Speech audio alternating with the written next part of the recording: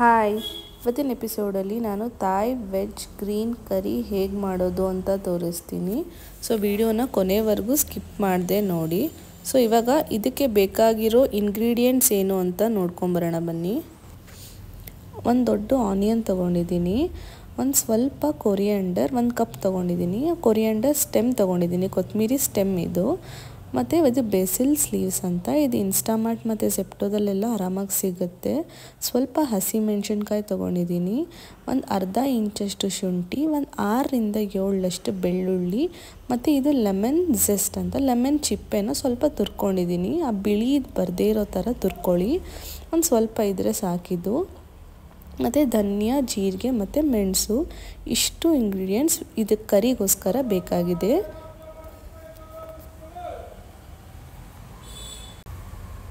So next ಇದಕ್ಕೆ ಏನೇನು vegetables ಬೇಕು ಅಂತ ನೋಡೋಣ ಬನ್ನಿ.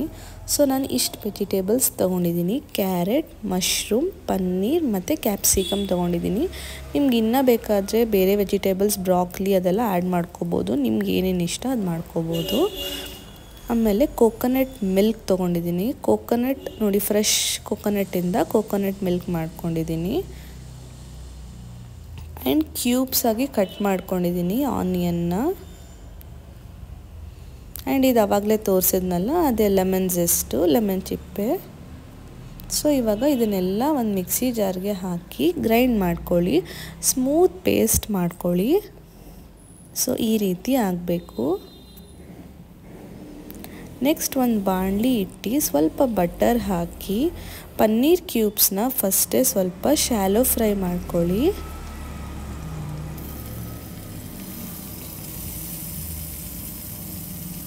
ಸ್ವಲ್ಪ ಶಾಲೋ ಫ್ರೈ ಮಾಡಿಕೊಂಡ್ರೆ ನೆಕ್ಸ್ಟ್ ಪನ್ನೀರ್ ಕರಿಯಲ್ಲಿ ಹಾಕಿದಾಗ ಬ್ರೇಕ್ ಆಗಲ್ಲ. ಸೊ ಮೊದಲೇ ಸ್ವಲ್ಪ ಫ್ರೈ ಮಾಡಿಕೊಂಡು ಸ್ವಲ್ಪ ಬ್ರೌನ್ ಆಗೋವರೆಗೂ ಫ್ರೈ ಮಾಡ್ಕೊಳ್ಳಿ. ಸೊ ನೋಡಿ, ಇದಾಗಿದೆ. ಇಷ್ಟಾದಮೇಲೆ ಇದನ್ನು ಬೇರೆ ಪ್ಲೇಟ್ಗೆ ಹಾಕಿಟ್ಟಿರಿ. ಆ್ಯಂಡ್ ಸ್ವಲ್ಪ ಆಯಿಲ್ ಹಾಕಿ ಆ್ಯಂಡ್ ಏನು ಕಟ್ ಮಾಡಿದ್ದೀರ ವೆಜಿಟೇಬಲ್ಸ್ ಅದನ್ನೆಲ್ಲ ಹಾಕಿ ಸ್ವಲ್ಪ ಸ್ಟಿರ್ ಫ್ರೈ ಮಾಡಿ. ಕಂಪ್ಲೀಟಾಗಿ ಬೇಯಿಸಬೇಡಿ, ಒಂದು 70% ಇಲ್ಲ 50% ಬೆಂದರೆ ಸಾಕು. ಮಿಕ್ಕಿದ ಕರಿಲಿ ಬೇಯಿಸ್ಕೊಳ್ಳೋಣ. ಸೊ ಇದನ್ನು ಸ್ವಲ್ಪ ಸ್ಟಿರ್ ಫ್ರೈ ಮಾಡಿ ಇದನ್ನು ಒಂದು ಪ್ಲೇಟ್ಗೆ ಹಾಕಿ ಇಟ್ಟಿರಿ.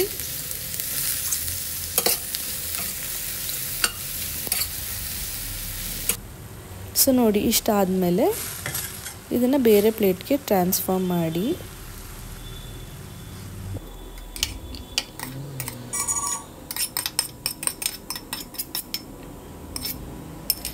ಸೊ ಈಗ ಅದೇ ಬಾಣಲಿಗೆ ಏನು ಕೋಕೋನಟ್ ಮಿಲ್ಕ್ ತೊಗೊಂಡಿಟ್ಟಿದ್ದೀರಾ, ಇದು ರೆಡಿನೂ ಸಿಗುತ್ತೆ ನಿಮಗೆ. ನಾನು ಮನೇಲೇ ಫ್ರೆಶ್ಶಾಗಿ ಮಾಡಿಕೊಂಡೆ. ಕೋಕೋನಟ್ ಮಿಲ್ಕ್ನ ಫಸ್ಟ್ ಹಾಕಿ ಸ್ವಲ್ಪ ಈ ಥರ ಕುದಿ ಬಂದಮೇಲೆ ಇದಕ್ಕೆ ಏನು ರುಬ್ಬಿದ್ದೀರಾ ಆ ಪೇಸ್ಟ್ನ ಹಾಕಿ ಮಿಕ್ಸ್ ಮಾಡಿ.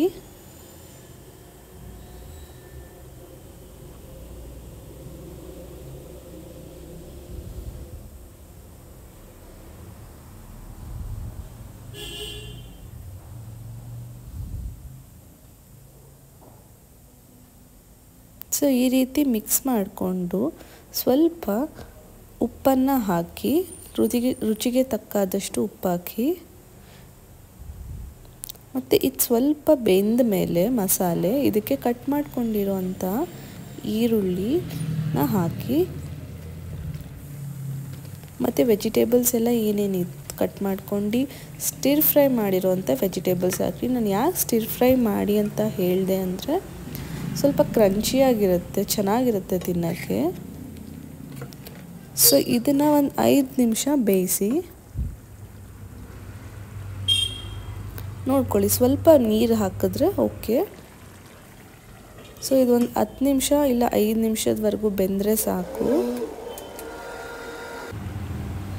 ಲಾಸ್ಟಲ್ಲಿ ಪನ್ನೀರ್ನೇನು ಶಾಲೋ ಫ್ರೈ ಮಾಡಿದ್ರಿ ಪನ್ನೀರನ್ನ ಮಿಕ್ಸ್ ಮಾಡ್ಕೊಳ್ಳಿ.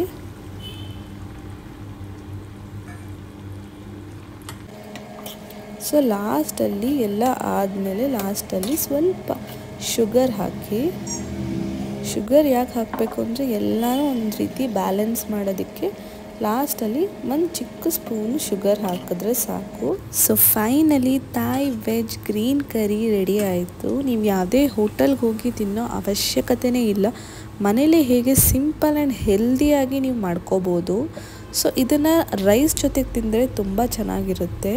ಸೊ ನೀವು ಒಮ್ಮೆ ಟ್ರೈ ಮಾಡಿ ನನಗೆ ಹೇಗೆ ಬಂತು ಅಂತ ಹೇಳಿ. ಆ್ಯಂಡ್ ಕೊನೆಯದಾಗಿ ಸಬ್ಸ್ಕ್ರೈಬ್ ಮಾಡೋದನ್ನ ಮರಿಬೇಡಿ. Thanks for watching.